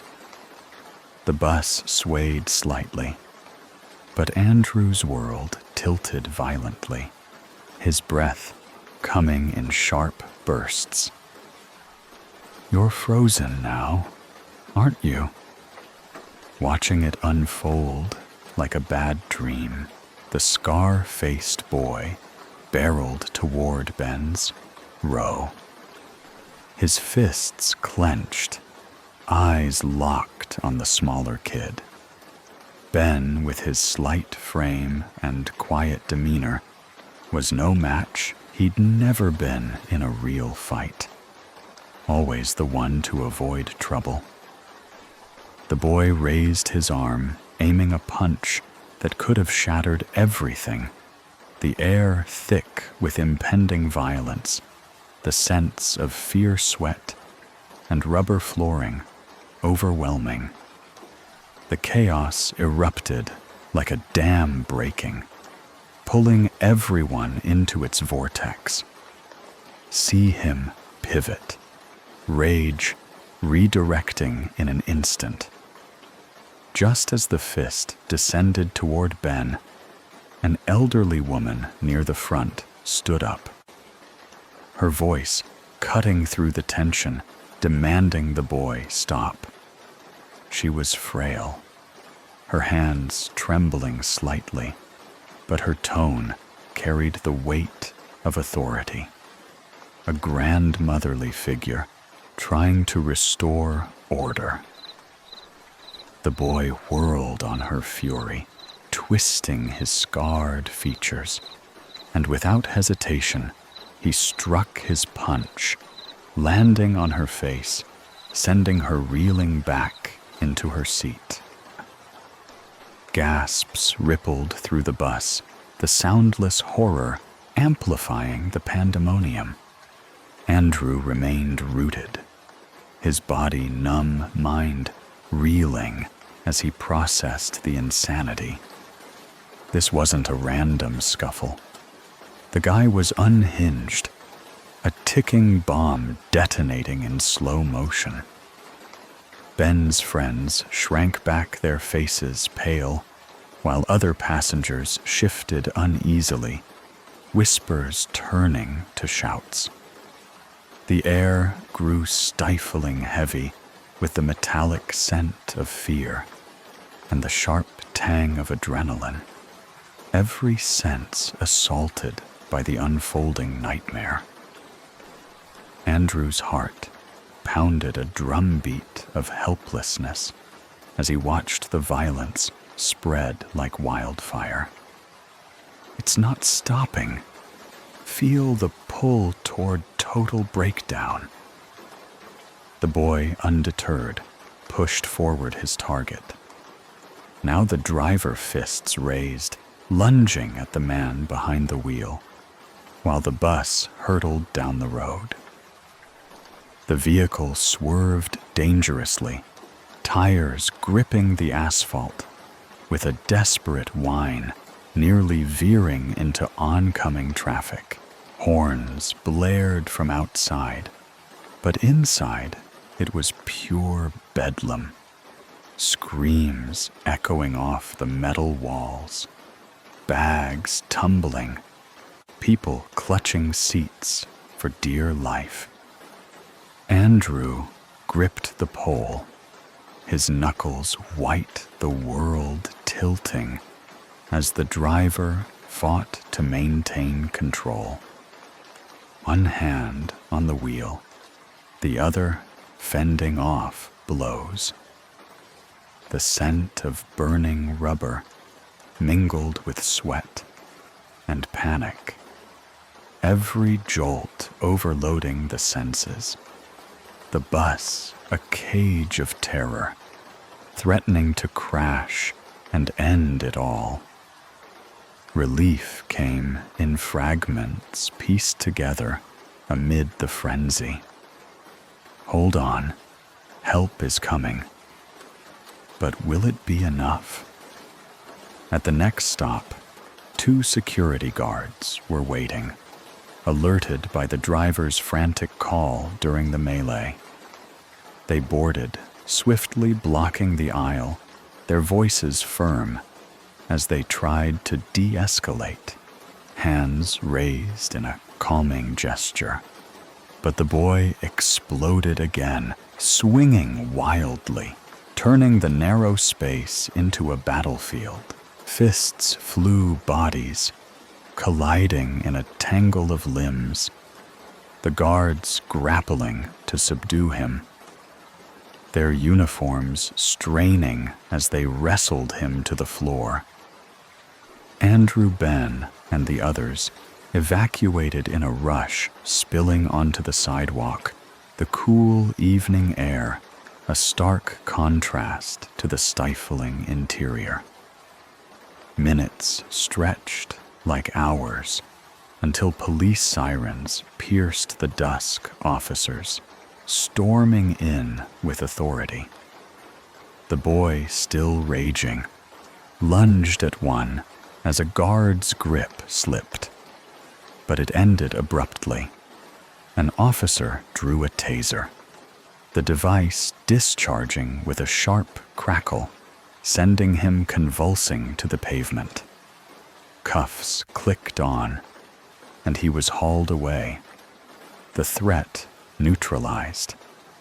No one suffered grave injuries. Andrew's bruise faded. Ben escaped unscathed. Even the elderly woman recovered with minor marks. But the what-ifs linger anchors of dread that pull us back. What if the guards hadn't arrived? What if the police delayed? Or worse, if that bus had crashed, turning a routine ride into a tragedy? To this day, that day haunts us, a reminder of how fragile normalcy is, how one unstable soul can unravel everything in seconds. A sudden stillness enveloped our apartment as I locked the door, unaware that the night held a fury waiting to shatter our peace. I was 18, newly settled in Norway, with my partner, Alex. We thrived on daytime adventures, malls, cafes, the world ours to explore. But that day, we chose to retreat home earlier than usual. Looking back, that decision saved us. I turned the key, my hearing-impaired nature making me rush the lock check, a habit I sometimes overlooked. We sank into the couch, the TV's hum a comforting backdrop, until a piercing scream sliced through the walls. Our neighbor, a woman whose late-night outbursts of yelling and door slamming were familiar, lived next door. This time, it was daylight, and the intensity unnerved us. Alex muted the TV, his eyes narrowing as footsteps thudded in the hallway, a prelude to chaos we couldn't ignore. My chest tightened as the air grew heavy, a premonition of danger lurking just beyond our threshold. Then it began sharp, relentless strikes against our front door, each blow a violation of our sanctuary. We froze, Alex whispering, "Oh no, I might have forgotten to lock it," his voice trembling with regret. I crept forward, heart pounding, and confirmed the lock held thankfully. But the assault continued, her voice rising in a frenzied chant. "Let me in. Open the door." The wood groaned under her fury as she carved jagged X's into it, the scraping a torment to my nerves. She moved to another neighbor's door, her rage undeterred, kicking and slamming her body against it with a determination that chilled my blood. Tears streamed down my face as I urged Alex call the police, now my voice breaking under the strain. The world narrowed to her screams, each word a blade slicing through my courage as I clung to the hope of rescue. Alex dialed his voice steady as he reported, "Our neighbor is trying to break in. She's stabbing the door. Please send help." The operator's calm inquiry, "Do you have a peephole or window to look through?" met our frantic "No." but we described the weapon, the force behind each hit. We waited the seconds, stretching into eternity, until the wail of sirens pierced the tension. Police stormed in, apprehending her, outside knife still in hand, her resistance crumbling as they took her into custody. Later, we learned she was evicted, sent to rehabilitation, her presence erased from our lives. Yet the scars on our door, the memory of her rage, linger still. The crash from upstairs shattered the silence, a heavy thud that shook the wall, as if something alive and malicious had forced its way into my home. My name is Spar, and I was 15 when it happened alone in a house that suddenly felt like a cage. It was a late night, the kind where the world outside seems to vanish, leaving only you and the shadows. The memory of that night clings to me, a cold weight in my chest, reminding me that safety is an illusion when darkness takes hold. My parents were away, celebrating their anniversary in some far-off city, their laughter a distant echo I could only imagine. They'd begged me to join them, but exams loomed, chaining me to my desk and a stack of books. My mom, ever the worrier, arranged for Sahil, the 18-year-old son of her friend from the neighborhood, to stay with me. For 3 days, we'd turned the house into our playground, ordering pizza, blasting music, and arguing over who'd win in a wrestling match. Sahil's easy grin and quick wit made the emptiness of the house bearable, his presence a shield against the quiet. But on the night before my brother's return, I sent Sahil home. My brother was due back at 4 a.m., and I wanted no distractions, just me and my books, chasing the clarity of a focused mind. By 10 p.m., I was settled in the living room, the glow of my study lamp casting soft shadows on the walls. The house was still, save for the hum of the refrigerator and the occasional creak of settling wood. Outside, the neighborhood slept under a moonless sky, the streetlights dim and unreliable. I felt secure, cocooned in routine, unaware that something was about to invade my world. As the clock ticked past midnight, the air grew heavier, like a storm brewing inside the house. I was deep in my notes, the words blurring under my tired eyes, when a sudden crash tore through the silence. It came from upstairs, a violent thud, like furniture toppling or a body hitting the floor. My heart lurched, my pen frozen mid-sentence. The second floor wasn't connected. Our house was old, split by design. No interior staircase linked the floors. The only way up was through the external terrace or balcony, both locked tight, or so I thought.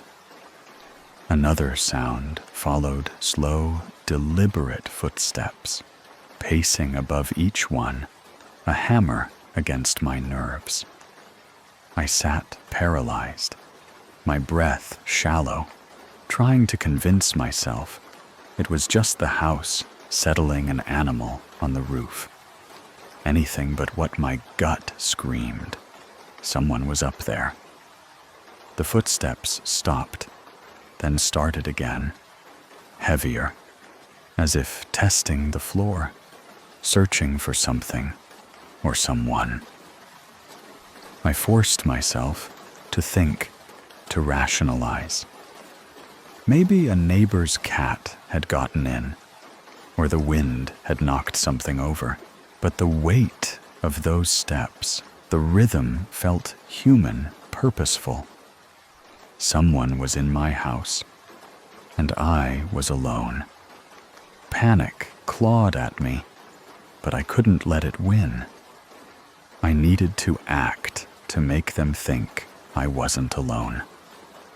I grabbed the TV remote, cranking the volume to a roar, some late-night talk show, blaring laughter that felt mocking in the moment. I shouted to no one. "Hey, you awake? Did you hear that?"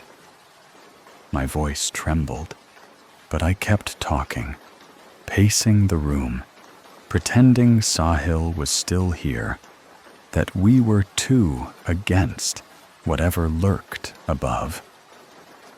The footsteps paused, as if listening, and my heart pounded so loud I feared they'd hear it. I moved to the front door, checking the lock, then dragged the heavy sofa across the floor, barricading it shut. My hands shook as I gripped a cricket bat from the corner, its weight a small comfort. I sat on the couch, bat across my lap, staring at the ceiling, where the footsteps resumed slower, now methodical, like they were mapping the floor above my head. What did they want? The question gnawed at me, each imagined answer worse than the last. I kept the TV on its noise, a lifeline, and talked to myself, filling the silence with false bravado. Hours dragged by the clock creeping toward 3 a.m. My eyelids heavy, but fear keeping sleep at bay.